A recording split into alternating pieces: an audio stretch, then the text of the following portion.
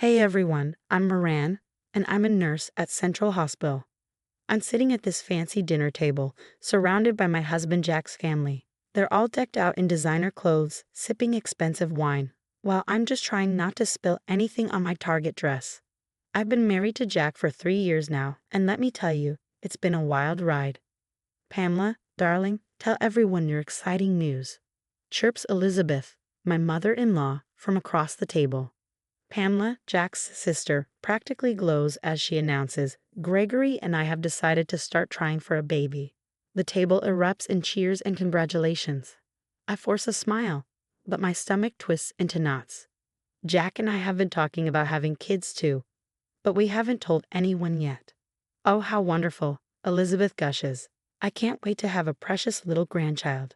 It'll be so perfect, keeping our family line pure and strong. I nearly choke on my water. Did she really just say that? I glance at Jack, but he's busy patting Gregory on the back. I catch Richard, my father-in-law, giving Elizabeth a pointed look. So, Moran, Pamela turns to me, her smile tight. Any plans for you and Jack to start a family? Before I can respond, Elizabeth cuts in. Oh, I'm sure they're not ready yet, right, Moran? You're both so busy with work and all. I open my mouth to speak, but Jack jumps in. Mom's right. We're in no rush. It feels like a punch to the gut. We literally just talked about trying for a baby last night. What's going on? The conversation moves on, but I'm stuck in my own head, replaying Elizabeth's comment about keeping the family line pure. It's not the first time I've heard something like that, but it never gets easier. After dinner, I pull Jack aside in the hallway. What was that about? I thought we agreed we were ready. He runs a hand through his hair, avoiding my eyes. I know. Can we talk about this later? Now's not the time. I watch him walk back to his family, laughing at something Richard said. I've never felt more alone in a room full of people. On the drive home, the silence between us is deafening. I can't shake the feeling that something's off. The way they all looked at each other when Pamela made her announcement, the weird comments about purity. It's like they're speaking in code, and I'm not allowed to know the meaning. As we pull into our driveway, Jack finally breaks the silence. Look, Moran, maybe we should hold off on the baby thing for a while. Let Pamela have her moment, you know. I feel like I've been slapped. Her moment? Jack, this isn't a competition. We're talking about our family, our future. He sighs, looking frustrated. Can we just wait? Please? I couldn't believe it when I saw those 2 pink lines on the pregnancy test a few weeks later. My heart raced as I waited for Jack to come home. When he walked through the door, I practically jumped into his arms. Well, what's got you so excited? He laughed. Jack, I think I'm pregnant. His face lit up, but then I saw something else. Worry, maybe even fear. He hugged me tight and whispered, That's amazing, babe. But let's keep it quiet for now, okay? Just until we're sure. I agreed, but something felt off. Still, I pushed the feeling aside, focusing on the joy of possibly becoming a mom. A few days later, we had another family dinner at Richard and Elizabeth's place. As I was heading to the bathroom, I overheard voices coming from Richard's study. The door was slightly ajar, and I couldn't help but listen. Jack, you need to put a stop to this. Richard's voice was low but firm. What are you talking about, Dad? This pregnancy nonsense with Moran. You can't let it happen. My blood ran cold. Elizabeth's voice chimed in, dripping with disdain. Think about the family, Jack, our reputation. We can't have our bloodline tainted. If she insists on having children, Richard continued, you might need to consider ending the marriage. I waited for Jack to defend me, to stand up to them. His response shattered my heart. I understand. I'll talk to her. I stumbled back to the dining room, my mind reeling. When Jack returned, I cornered him in a hushed whisper. How could you agree with him? He looked startled. You heard that? Moran, it's not what you think. I was just trying to keep the peace. Keep the peace? By throwing away our dreams? Our family? Before Jack could respond, Pamela sauntered over, her expression smug. What's this I hear about you two trying for a baby? I froze, unsure how she knew. Jack stammered. We're not, Pamela's face twisted in disgust. You can't be serious. A mixed-race child in this family? It would be a scandal. The room fell deathly silent. All eyes were on us. Elizabeth stepped forward, her voice sugary but cutting. "Moran, dear, surely you understand our concerns. This isn't the right time for you to have children. Perhaps it's best if you reconsider your priorities." I looked at Jack, silently begging him to stand up for me, for us. But he just stood there, silent, conflicted. I couldn't take it anymore. Grabbing my purse, I rushed out, ignoring Jack's calls behind me. I drove straight to the hospital, tears blurring my vision. Dr. Aisha Roman, my colleague and friend, found me sobbing in the break room. She sat beside me, placing a comforting hand on my shoulder. "Moran, what happened?" Through sobs, I told her everything about the pregnancy, the conversation I'd overheard, Pamela's vile comment. Aisha listened, her face shifting from shock to anger. "That's absolutely unacceptable," she said firmly. "Moran, you can't let them treat you this way. You have every right to start a family with your husband." "But Jack, he didn't even defend me," I whispered, my voice trembling. Aisha squeezed my hand. "Then it's time you defended yourself. Stand up to them, Moran. Don't let them bully you out of your dreams." Her words ignited something inside me. I wiped away my tears. "You're right, I've spent too long trying to fit into their world. It's time I showed them who I really am." As I left the hospital that night, determination surged through me, though fear still lurked in the corners of my mind. I knew the battle ahead would be tough, but I was ready to fight for my future, even if that meant fighting against the family I had married into. Over the following weeks, I began paying closer attention to Jack's behavior. Late-night phone calls, hushed conversations that ended as soon as I entered the room. Something was definitely up. One evening, I overheard him in his study. "Yes, Dad, I understand the terms of the trust fund."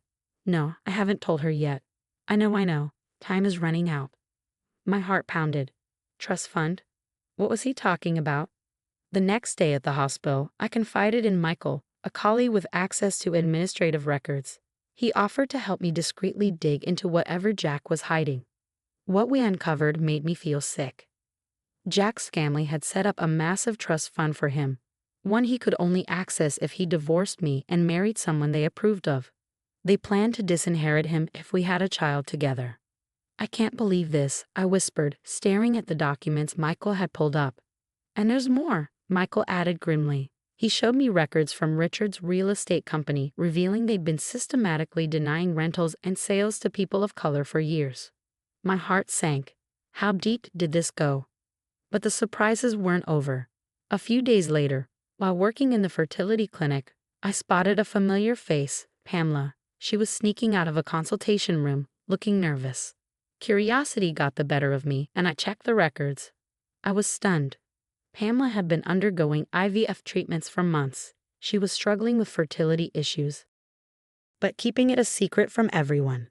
That night, I confronted Jack. "I know about the trust fund." His face went pale. "Moran, I can explain." "Explain what?" "How you've been lying to me. How your family is trying to bribe you into leaving me." "It's not like that," he said, his voice shaky. "I was trying to figure out a way to fix this." I cut him off. "And Pamela's fertility issues? Did you know about those too?"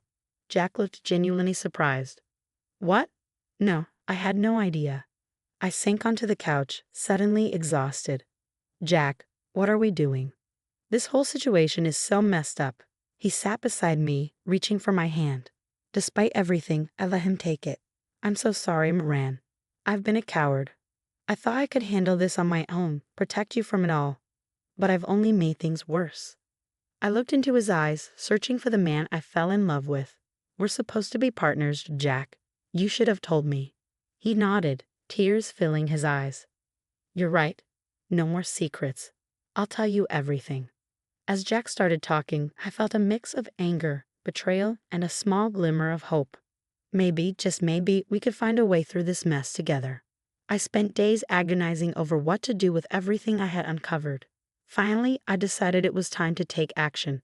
I called Dr. Roman and Michael, asking them to meet me at a coffee shop far from the hospital. "I have a plan," I told them, "but I'll need your help." We spent hours going over the details. Michael helped me compile a dossier on Richard's discriminatory housing practices, while Dr. Raymond offered to accompany me to the upcoming charity gala as moral support. The night before the gala, I anonymously tipped off Samantha Reeves, a respected investigative journalist, about Richard's company. My hands shook as I hit send on the email. As we moved through the crowded ballroom at the gala, I spotted Dr. Reman and Michael. They gave me subtle nods. Everything was in place. Suddenly, a hush fell over the room. People were huddled around their phones, whispering urgently. I caught snippets of conversation. Richard's company, discrimination, investigation. Richard rushed past us, his face ashen. Pamela grabbed his arm, looking panicked. "Daddy, what's going on?" That's when I stepped forward, my voice carrying across the now silent room. "I think it's time we all heard the truth, don't you?" All eyes turned to me as I took a deep breath and continued. The truth about the discriminatory practices in Richard's company. The truth about the trust fund set up to bribe Jack into leaving me. The truth about this family's racist attitudes and schemes. Gasps and murmurs rippled through the crowd. Elizabeth stepped forward, her face livid. "How dare you, you ungrateful." But I cut her off. "No, Elizabeth. I'm done being silent. I'm done trying to fit into a family that sees me as less than human because of the color of my skin." I turned to Jack, my heart pounding. "It's time to choose, Jack, your racist family or our future together." The room held its breath as Jack looked from me to his family, conflict clear on his face. Then, slowly, he moved to stand beside me. "I choose Moran," he said firmly. "I'm done with the lies, the manipulation, the bigotry. I love my wife, and I'm ashamed it took me this long to stand up for her." Pamela, who had been uncharacteristically quiet, suddenly burst into tears. "This is all your fault," she screamed at me. "If you hadn't come along, everything would be perfect. I'd be pregnant by now and—" She clapped her hand over her mouth, realizing what she'd said. The room erupted in chaos.